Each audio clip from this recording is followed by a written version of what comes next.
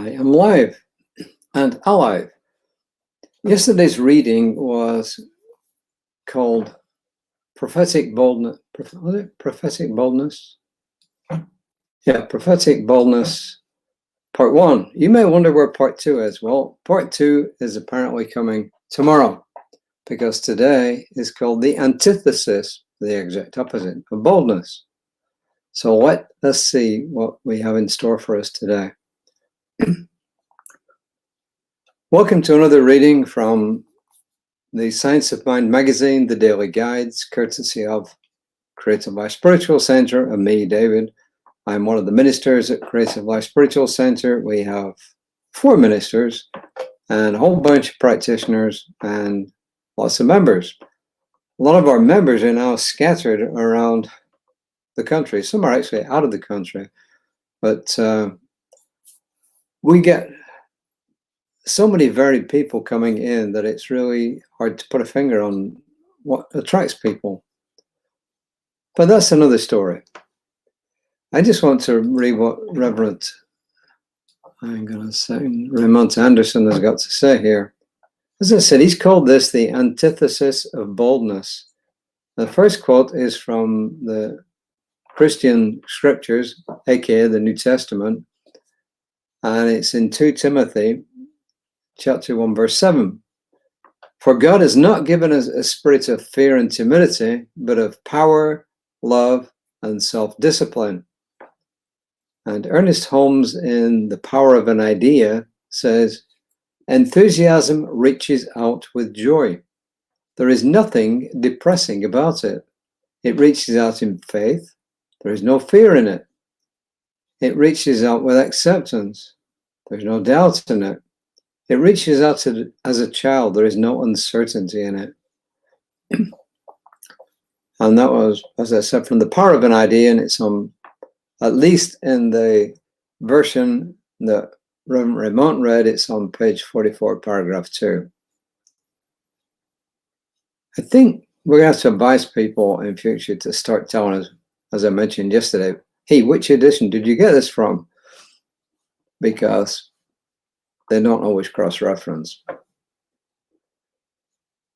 The opposite of boldness can be described as pale, timid, modest, muted, restrained, subdued, subtle, wary, careful, and unadventurous, and probably lots of other synonyms as well.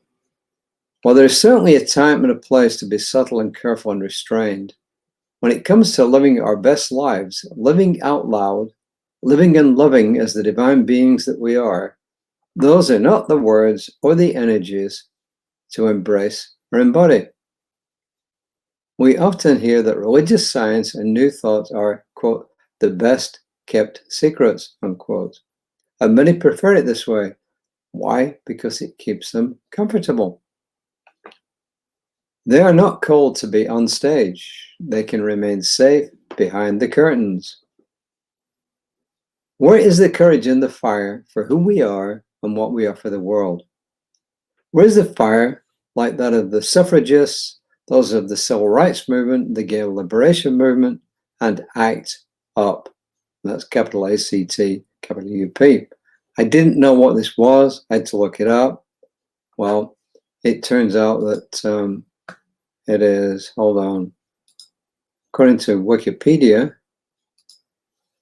Wikipedia says it's the Coalition to Unleash Power in an international grassroots political group working to end the AIDS pandemic,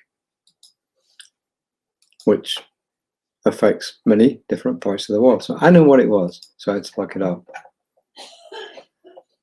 Reverend Raymond goes on to say, we cannot effectively heal and transform in the long term if we consistently address the symptoms and not the causes of the world's problems. Being timid and unadventurous is not the path forward toward a world that works for all. This is not to say that someone who is shy and introverted has to change. Rather, it means that even they are bold enough to live their best lives, serving to demonstrate to others who also may be shy and introverted that they are powerful and creative and have a voice and a place in this world that works for all. You can look at it another way if you like. If you find something that's really good, and here he's addressing the New Thought community in general. So if you're not currently part of that, don't worry about it. Just keep looking into it and see if it's what appeals to you. But what he's calling out the New Thought community to say, hey, don't keep quiet. Tell people what is good about New Thought in general and Science of Mind in particular.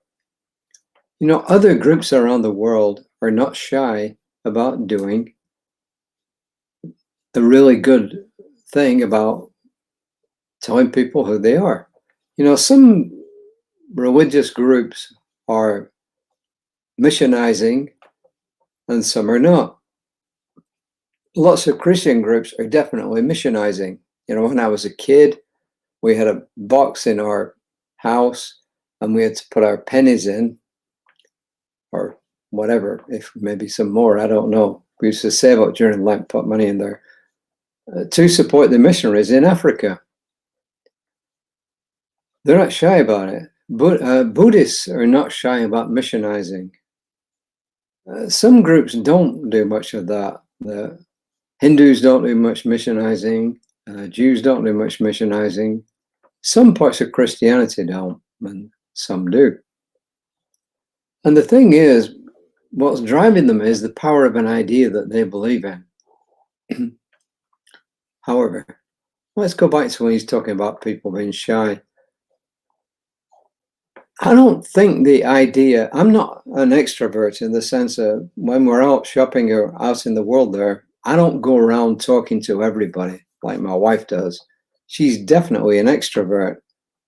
But by the same token, she wouldn't come on here and do what I'm doing, because to her that would be just too much. She couldn't do it. So my message is, even to message to Reverend Raymond, is that not all shy and introverted people are not getting the message out, right? As I said, I am somewhat introverted, but I am really good at talking in front of groups of people. I'm a member of Toastmasters International, which teaches people how to speak in public. I love it. I love getting up there in front of our Toastmasters groups and talking to the whole group. And if I'm in charge of the meeting, I love that too. But by the same token, as I said, I'm somewhat introverted. So my message will be this, you know, just look at your own mode of operation in the world. Are you an extrovert? Are you an introvert? Which are you? And what method suits you best to pass on your message to the world? You know, I was always told as a kid that the best way was to lead by example. So if I want somebody to get the message from me, then I lead by example. You know, when I was in the corporate world, managing lots of people, I had to lead by example. So this is where I think it's at. Yes, the power of an idea is great. Spreading the power of an idea is wonderful. Spreading the power of a great idea is great. But do it in the way that suits you best. By living your life as an example, by getting out there and talking to people, by doing what I do and what Reverend Lisa does, which, although she's probably not an introvert, getting out there and getting on live social media, Facebook, YouTube, LinkedIn, Instagram, and more, and just doing this. So I think the message is, look at yourself. What are you good at? In what ways are you best at passing on your message to the world? And yeah, there are some people who are too shy to do anything. What's the answer? Help them. Just help them do it better. And for those of you who are not members of the New Thought community, you know, what is important to you what is important in your life? What message do you think the world needs to hear from you? If you're into the arts, as I know some of you are, pass on the message. Why? Because the arts also uplift people and help it to become a better world.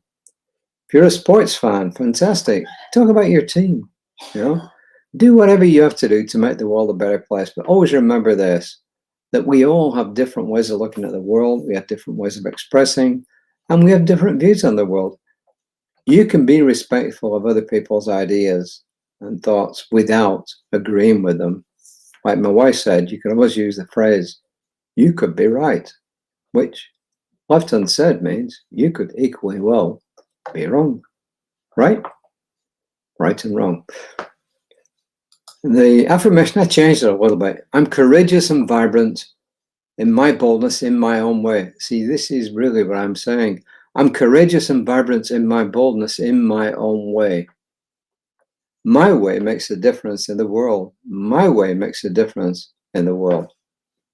So once again, what do you think about these readings? Do you like them? Did you get a chance to see our Sunday service today at 11 a.m. Central Time? Or are you going to go watch it? It's going to be available. It's on Facebook right now. It will be on YouTube in the not too distant future. And it will stay up there pretty well forever, as long as Facebook's servers can cope with all the stuff that's out there. And YouTube's servers can cope with all the stuff that's out there. Remember, Reverend Lisa will be back tomorrow morning at 9 o'clock. I'll be back tomorrow somewhere around about 5, although I don't know because I'm mediating tomorrow afternoon and it's a drive, and also I never know what time my mediations end. But in the meantime, just remember this, you are an important and integral part of life. You are an aspect of all that is, and you have a place in this life that nobody else can fulfill. You are important. We got a friend who went on Facebook today. She probably won't watch this, so I'm going to talk about her. I won't mention her name. And she was really down. And people were posting uplifting comments to her. It was on Facebook. And my comment was simple. You are worthy just by right of the fact that you're a child of God. And you and I are a child of the divine, of life, if you like, of the all. So until next time, take care. Namaste.